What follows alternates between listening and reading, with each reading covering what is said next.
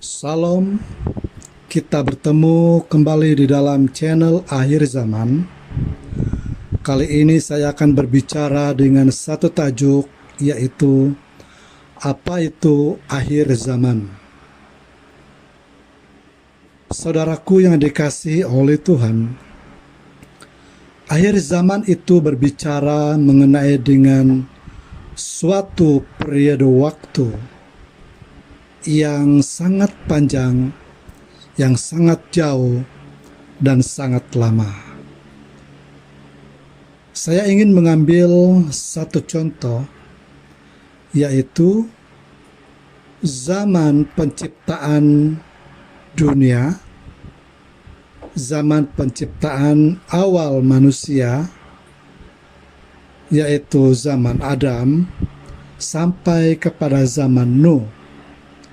Itu merupakan suatu periode waktu antara zaman ke zaman yang memakan waktu yang begitu jauh, yang begitu lama, dan sangat panjang. Zaman yang kita ada pada hari ini dimulai dengan suatu perkara yang berlaku pada awal penciptaan manusia di suatu tempat, yaitu di Taman Eden. Saudara, zaman dimulai dengan kejatuhan manusia ke dalam dosa akibat ketidaktaatan manusia. Mereka melanggar larangan Tuhan, perintah Tuhan, yaitu jangan memakan buah pohon yang berada di tengah-tengah taman. Mari kita membuka firman Tuhan yang terambil di dalam kitab Kejadian, pasal yang ketiga, ayat 1 sampai yang ke-7. Firman Tuhan berbunyi demikian. Adapun ular ialah yang paling cerdik di segala binatang di darat yang dijadikan oleh Tuhan. Ular itu berkata kepada perempuan itu, "Tentulah Allah berfirman, semua pohon dalam taman ini jangan kamu makan buahnya, bukan?" Lalu sahut perempuan itu kepada ular itu, "Buah pohon-pohonan dalam taman ini boleh kami makan.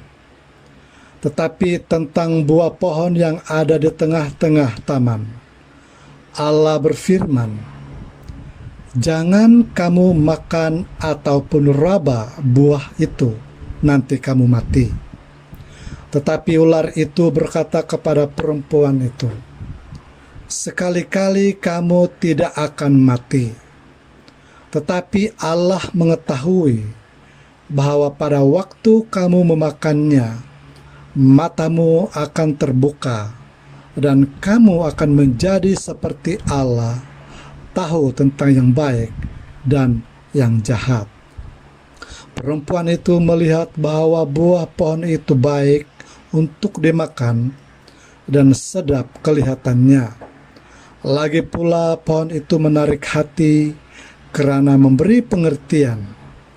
Lalu ia mengambil dari buahnya, lalu dimakannya dan diberikannya juga kepada suaminya yang bersama-sama dengan dia, dan suaminya pun makan.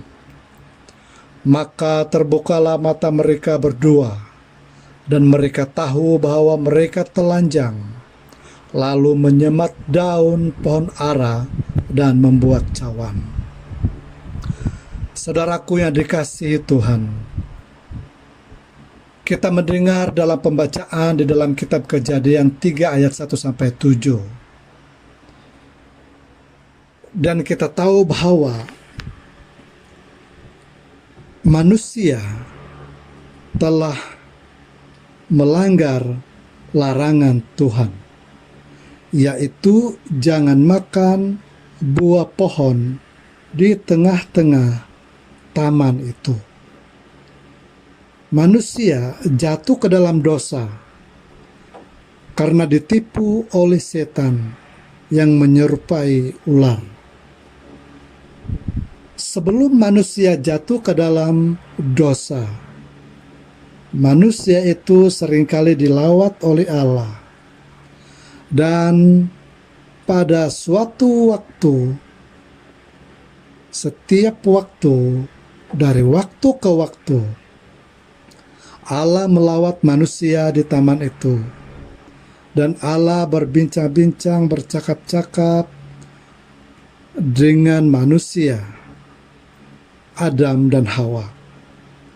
Dan tidak ada tembok, tidak ada pemisah di antara mereka. Mereka bisa saja bergaul dari waktu ke waktu.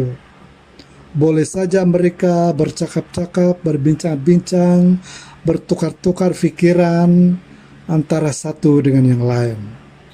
Tidak ada apapun yang dapat menghalangi manusia untuk mendekati Allah pada masa itu. Tetapi pada waktu manusia itu jatuh ke dalam dosa,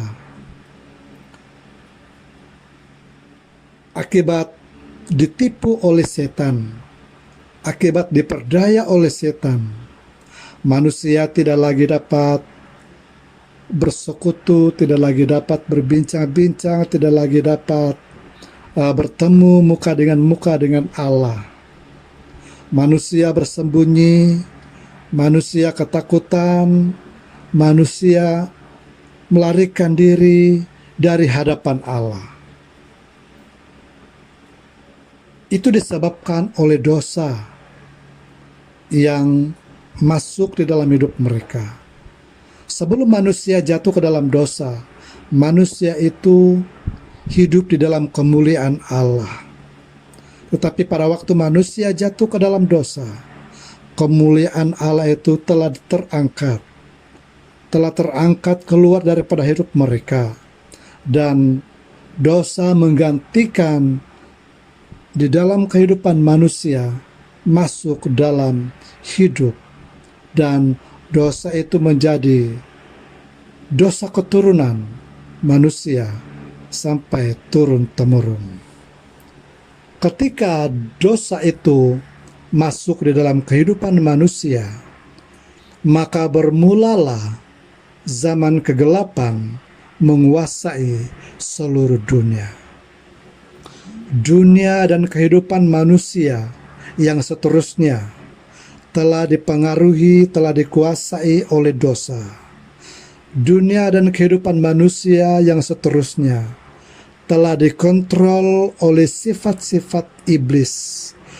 Dunia dan kehidupan manusia yang seterusnya telah dipengaruhi oleh karakter-karakter setan yang jahat, yang penuh dengan penipuan. Manusia cenderung kepada kehidupan yang tidak benar. Manusia cenderung kepada kehidupan yang berlawanan dengan kehendak Allah.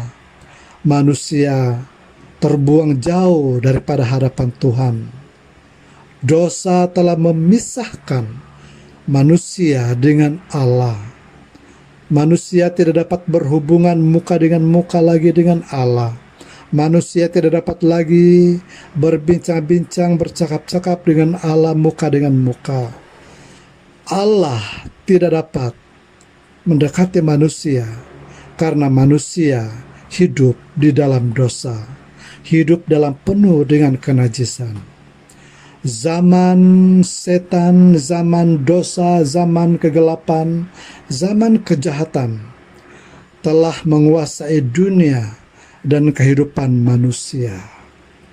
Saudara yang dikasihi Tuhan, zaman kegelapan, zaman setan, zaman dosa akan berakhir. Akan ada tiba masanya bahwa zaman kegelapan ini akan ada penghujungnya. Zaman kegelapan, zaman dosa ini akan ada penghujungnya, akan ada pengakhirannya. Setiap yang awal akan ada pengakhiran. Setiap permulaan akan ada pengakhiran. Setiap zaman permulaan akan ada zaman pengakhiran. Saudara, ketika Tuhan Yesus berada di suatu tempat, ketika Dia datang di dunia dan hidup menjadi manusia dan berada di dalam dunia selama 30 tahun. Saudara, Dia menjelajah di berbagai-bagai tempat untuk menolong manusia, membantu manusia keluar daripada dosa, keluar daripada rantai-rantai belenggu dosa, terlepas daripada ikatan-ikatan dosa, kehidupan yang diancam oleh kematian selama-lamanya. Yesus datang untuk menyelamatkan manusia. Yesus datang untuk memberitakan kabar baik.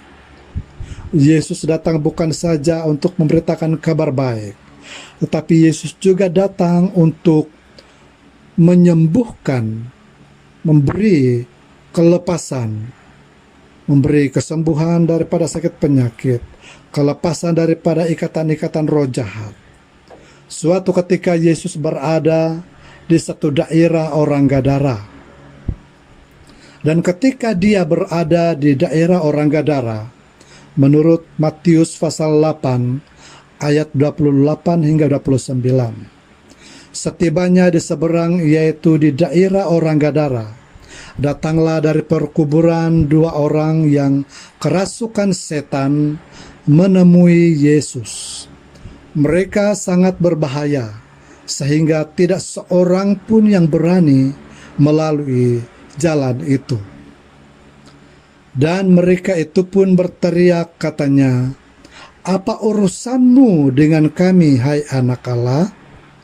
Adakah engkau kemari untuk menyiksa kami sebelum waktunya?"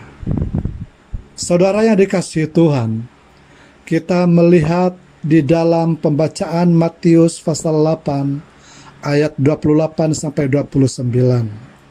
Ketika Yesus dan murid-muridnya berada di daerah orang Gadara, datang dari perkuburan dua orang yang dirasuk oleh setan.